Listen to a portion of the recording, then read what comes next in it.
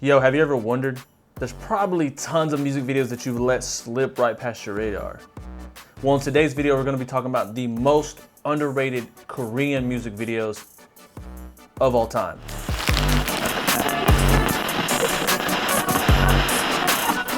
Yo, before we get started though, I wanna thank all the Discord people who helped with this project. You can check out their names on the screen now. You guys, I couldn't have done it. I'm new to K-pop. You guys are obviously fans, and yeah, I threw the project on there and you guys put so many. I think I watched like 3 hours worth of Korean music videos, and like, man, it was just such a beautiful unison of you guys just helping me and me being able to bring this project to life. I thank you again. If you want to get more involved with the project, guys, join the Discord and we can talk more about it. I'm going to be doing more stuff like this in this series and in other series as well. But without further ado, let's get started. Okay, so first we have the music video for Yubin and her single Lady, produced by JYP Entertainment and directed by Naive.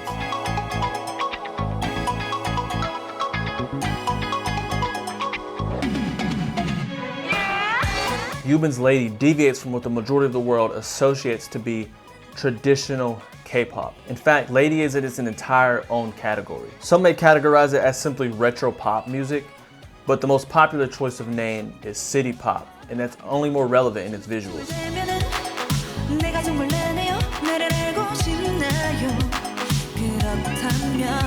Off the rip, Lady shows us a badly green screen but on par cityscape, taking much of its inspiration from the 80s with neon purples and greens. What's so tantalizing about this is the harsh contrast between what we expect to see from a new Korean artist. Mix that with an ensemble of dancers with bedazzled dresses and you got yourself a delightful spin on the Korean music video scene. Personally, my favorite aspect of this video is how perfect the cinematographer recreates the infamous zooms we associate with retro films. They precisely hit cues that correspond to Yubin's amazing facial emotes, zooming in right as she rolls her eyes and snaps them back at the lens. Not only that, but there's always something so nostalgic about the unique hip throws dancers love to do in that time, and there's no shortage of that here. Impressively though, there are no half measures taken. The choreography is so smooth, it's easy to believe that Yubin is an immortal, born in the 80s and hitting the scene to bring it back to pop culture. One of the coolest scenes in here is where Yubin is duplicated 20 times over by cleverly using mirrors in what looks to be a rundown dance studio. It's an awesome way to keep the viewers interested by digging both into her character and combining that with robotic camera whips. All of these scenes come together to what I think is a unique, personable, and most of all, fun music video that all of us can get behind. Yubin's performance in this is what matters the most though. She encapsulates the character without it feeling forced and cringy, something that is rare in a new artist. Overall, Yubin's Lady will stay in our minds long after its release, which makes it a certified underrated. Okay, so next we have the music video Digital Lover by R&B artist Crush.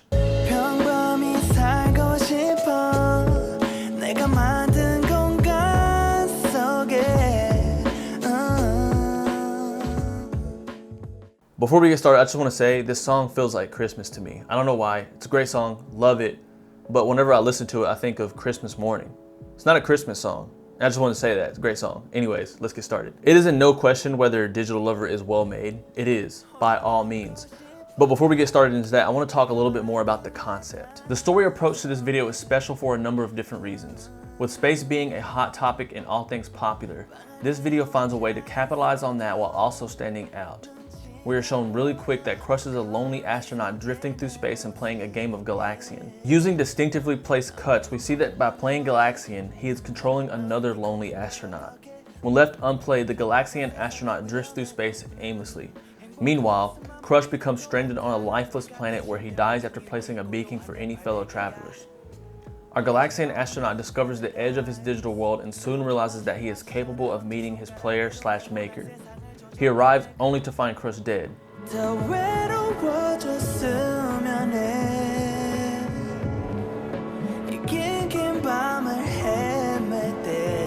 This concept is dark, but undoubtedly follows the song's lyrics, which talk about a satisfactory, lonely lifestyle, but yet still yearning to be loved. Conceptually, Digital Lover checks all boxes, and that same sentiment is taken into its visuals as well. I must say, it is unfortunate to say the least to see a video that's so wildly top-notch quality and also be so overlooked.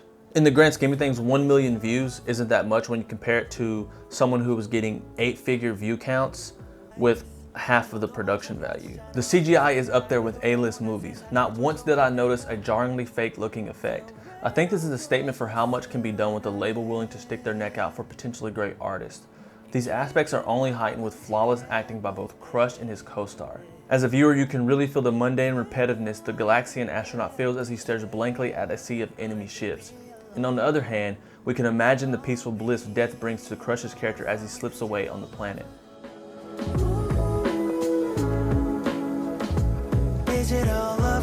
Ultimately, Digital Lover is a filmmaking work of art, and it shouldn't be overlooked. And I truly believe that as Crush grows as an artist, this music video will be wildly referenced as a staple in his career. And with that being said, it's definitely a certified underrated. Alright, so up next we have the music video Run With Gray by Jinlin Ah. I'm a huge fan of the offset abnormal poses, especially when they're implemented into a music video. Run With Gray executes that concept very well. Run. So the thing with music videos is that the mere concept of them is unconventional. So the typical rules that we associate with filmmaking can be flipped or even thrown away completely at times. That thought process is shown on full display here and in a tasteful fashion.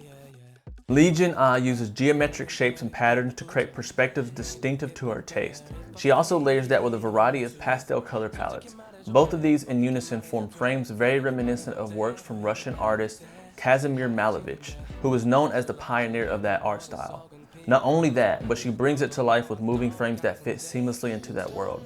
Though, what stands out most to me is how unapologetically she showcases her many talents in the span of 3 minutes and 48 seconds.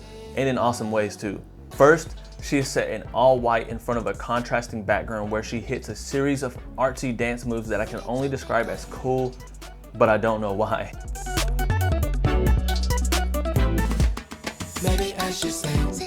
Then her performance shots are minimal, allowing the set and costume designers to show their full strength. For me, the weird performance shots are what pull this all together. They are held way longer than what we're used to seeing in a music video, but yet keep our eyes locked.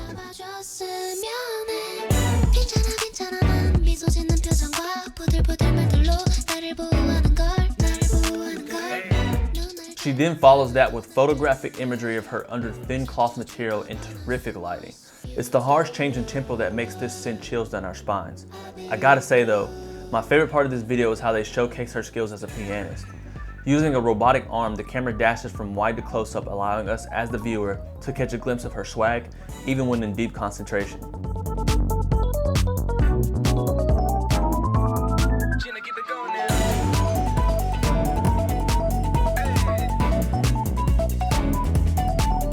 After all, a music video is all about the vibes of the artist. Just using one tight shot or one wide shot would feel too distant. So we get to see her actually murder a dope piano solo in one glorious take. I'm not gonna lie, as a filmmaker, I was really jealous about this. I wish I could come up and perform things this well. Run With Gray effortlessly blends modern expression with classic art, and with only 1.6 million views, by all prerequisites, it is a certified underrated. Well, alright guys, that concludes our episode of Korea's underrated videos. I hope you really enjoyed that. I, for one, enjoyed making it, and I hope I can make some more in the future. Like I said, get involved in the Discord, man. We got a couple more projects. I got a couple ideas I'm trying to figure out how to make happen, but I want to figure out a way to make all the projects be collaborative with people in the Discord, people on the channel. That way we can all have a piece of the projects that are coming out, and it's not just me, you know, other than the short films and stuff. But I'm making it where last time they were voting on a poll and we narrowed it down to like 5 videos, and I ended up actually doing only 3, and it just got kind of too long. But anyways guys, if you join the Discord, I'm going to do a lot more projects, so I hope I can see you there. As always, I really appreciate you joining in on this channel. And actually, you know, these projects take a long time to edit. So if you wouldn't mind, just like hit the like button, hit the subscribe button, but most of all, like share with a friend, try to get it out there, because I think people will be interested in this stuff. Hopefully, I don't know, but if you like this content and you want to see more like it, I would really greatly appreciate it if you shared it and hit the like button and just try to get it to as many faces as possible. Anyways guys, I'm not gonna go on too much longer. Until next time, peace. Sheesh. Champagne bottle by the key. When I pull out, you hear a screech. Heard that you thought you had me beat. Bitch, I got tricks on my sleeve. Yeah, watch how I maneuver through the streets. Ayy, had to keep my friends and enemies on a leash. Ayy, old friends switched up, now they